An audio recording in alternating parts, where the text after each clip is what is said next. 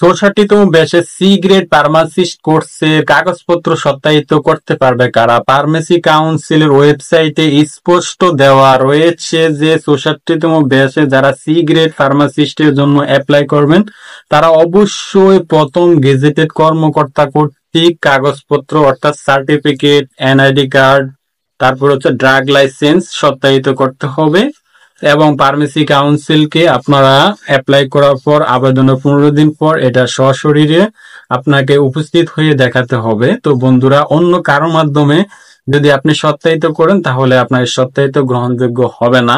এটা ফার্মেসি কাউন্সিলের ওয়েবসাইটে আপনি যদি এখনো যান দেখতে পারবেন যে স্পষ্ট লেখা রয়েছে প্রথম গেজেটেড কর্মকর্তা কর্তৃক সি গ্রেড ফার্মাসিস্টের certificate, NID card, drug licence এগুলা সত্যায়িত করা লাগবে। তো বন্ধুরা, ভিডিওটি যদি আপনারা নিকট উপকৃত হয়ে থাকে, হেল্পফুল হয়ে থাকে মনে করেন, তাহলে ভিডিও